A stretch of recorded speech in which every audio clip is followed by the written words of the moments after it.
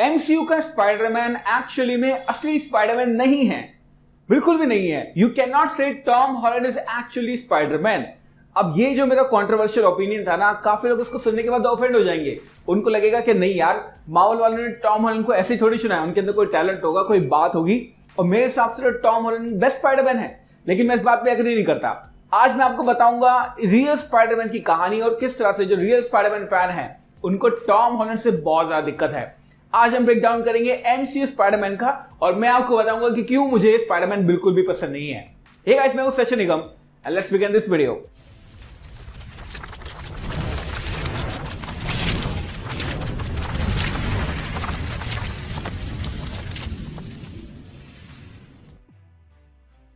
सबसे पहले अगर स्पाइडरमैन की बात करें तो स्पाइडरमैन एक ऐसा कैरेक्टर है जो एक रिलेटेबल कैरेक्टर होता है, लेकिन टॉम हॉलैंड का स्पाइडरमैन ना बिल्कुल भी रिलेटेबल कैरेक्टर नहीं है। इस बारे में हम बाद में बात करेंगे। लेकिन फर्स्ट चीज जो कि मुझे लगती है टॉम हॉलैंड के स्पाइडरमैन के साथ रॉन्ग है और फैंस को ये प्रॉब्लम सबसे ज्यादा है, वो ये है कि टॉम हॉलैंड ऐसा लगता है, मतलब टॉम हॉलैंड वाला स्पाइडरमैन ऐसा है कि वो खुद के यूनिवर्स में एग्जिस्ट नहीं करता।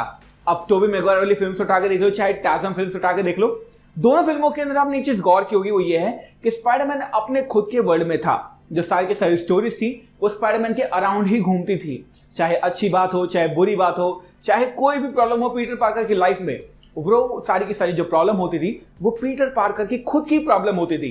लेकिन टॉम हॉलैंड वाले स्पाइडरमैन के साथ में ऐसा कुछ भी नहीं है। टॉम हॉलैंड का जो स्पाइडरमैन है वो अपने वर्ल्ड में नहीं है, वो अवेंजर्स के वर्ल्ड में है, इसलिए उसकी खुद की कोई प्रॉब्लम नहीं है और सारी की सारी जो प्रॉब्लम्स होती हैं वो सारी की सारी अवेंजर्स की प्रॉब्लम्स होती हैं। और वो एक छोटा सा स्पाइडरमैन बन के रह गया है जिसको बार बार चूसनी मुंह में लगानी पड़ती है और थोड़ी सी बेबी सेटिंग करनी पड़ती है, तब जाके उसका थोड़ा सा हमें अच्छा स्वरूप देखने को मिलता है। अब बात करते हैं विलन्स की। अब देखो, स्पाइडरमैन होमकमिंग के अंदर विलन कौन था? Vulture. Spiderman No Way home के स्पाइडरमैन फार फ्रॉम होम के अंदर विलन कौन था? मिस्टीरियो। दोनों के अंदर एक सिमिलरिटी आपको बताऊं, दोनों स्पाइडरमैन के विलन है ही नहीं एमसीयू के अंदर। अगर हम बात करें और मूवीज के अंदर, कॉमिक्स के अंदर, तो आप डेफिनेटली देख के अंदाजा लगा सकते हैं कि वल्चर और Mysterio they were like great villain of Spiderman. लेकिन मार्वल सिनेमैटिक यूनिवर्स में ऐसा बिल्कुल भी नहीं हुआ। वल्चर, मिस्टीरियो, ये दोनों एक्चुअली में स्पाइडरमैन के विलन नहीं थे, ये थे टोनी स्टार्क के विलन। जी हां, टोनी स्टार्क के विलन, यानी आयरन मैन के विलन। पता है, जैसे हम लोगों के लिए रोटी होती है ना, ऐसे ही एमसीयू के लिए आयरन मैन है। अगर किसी चीज के अंदर डालो ना तो पेट नहीं भरने वाला, तो मार्वल ने फटाफट से उसके अंदर आयरन मैन घुसेड़ दिया और उनका कनेक्शन दिखा दिया कि ये एक्चुअल में स्पाइडरमैन नहीं है, ये है आयरन मैन जूनियर, जो कि मुझे बहुत ही बुरा लगा। बेसिकली वो सारे के सारे जो विलन्स थे वो आयरन मैन से बदला लेना चाहते थे, लेकिन उनको इसके लिए सेटल होना पड़ा, which is a very very bad thing. आपको याद होगा टोबी मैगवायर वाला ट्रेन वाला सीन, मतलब अगर मैं बात करूं तो स्पाइडरमैन 2 के अंदर जो डॉक्टर ऑक्टोपस वाली फिल्म थी, आई थिंक अगर स्पाइडरमैन की स्ट्रेंथ की बात करें तो वो जो ट्रेन वाला सीन था, जब टोबी मैगवायर जो है वो पूरी की पूरी ट्रेन को रोकने की कोशिश करता है, दैट सीन वॉज आइकॉनिक। मतलब उसको देखने के बाद में ना कोई भी ये बोल सकता है कि हाँ यार, स्पाइडरमैन बहुत ज्यादा स्ट्रांग है। लेकिन एक चीज गौर करना, स्पाइडरमैन इतना भी स्ट्रांग नहीं है। वो ट्रेन को रोक तो दिया, लेकिन उस प्रोसेस के अंदर उसकी सारी की सारी जो जान थी वो पूरी निकल गई थी, मतलब बिल्कुल थक चुका था और वो बेहोश भी हो गया था सीन के अंदर। अब मार्वल वालों ने ये चीज कॉपी करने की कोशिश की उन्होंने स्पाइडरमैन होमकमिंग के अंदर वो फेरी वाला जो सीन था वो सेम ही था, बट वहां पे उन्होंने क्या कर दिया, एंड में आयरन मैन डाल के उसका भी बेड़ा गर्क कर दिया।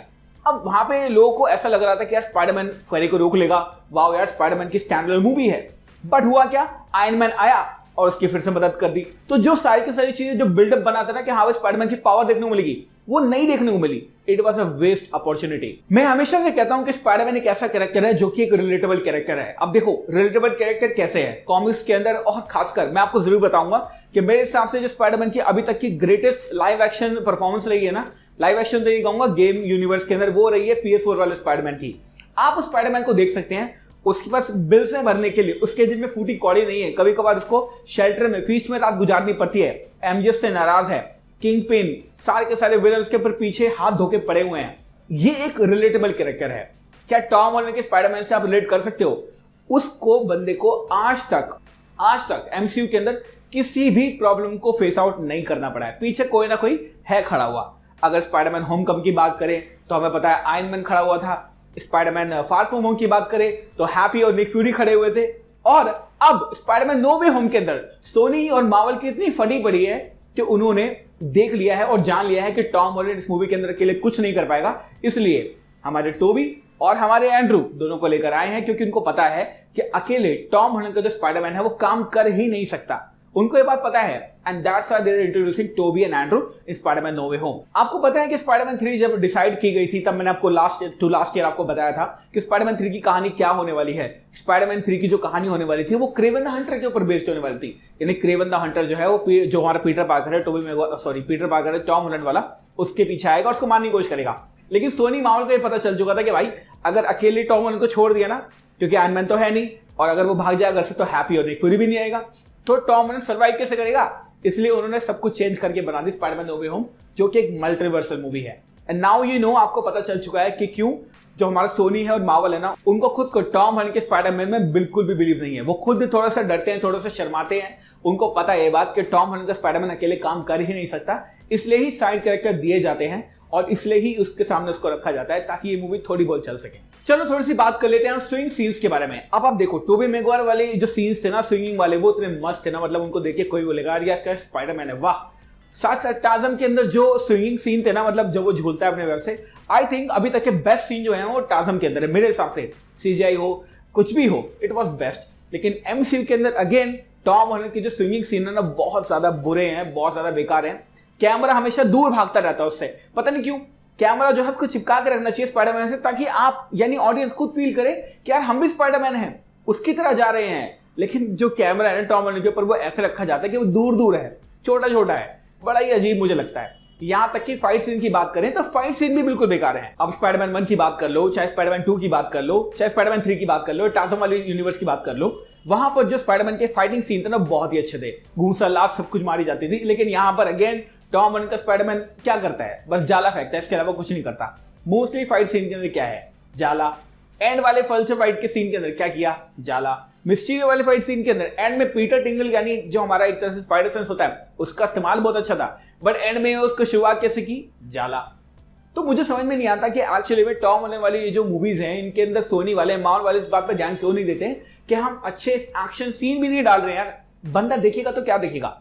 ये मेरे को और फैंस को बिल्कुल भी पसंद नहीं है। अब कभी कभी मुझे ऐसा लगता है कि शायद मार्वल और सोनी मिलकर कुछ ऐसा प्लान कर रहे हो जिसकी वजह से टॉम हॉलैंड का जो एक तरह से सिनेमैटिक यूनिवर्स है वो इतना अच्छा नहीं चल रहा हो, शायद फ्यूचर के अंदर अच्छा चलाएं, और इसलिए कहीं ना कहीं होप आती है और कहीं ना कहीं एक तरह से मन में ये आता है कि हाँ भाई शायद फ्यूचर के अंदर टॉम हॉलैंड जो है वो एक अच्छे तरीके से स्टैंड अलोन स्पाइडरमैन मूवी बना पाए।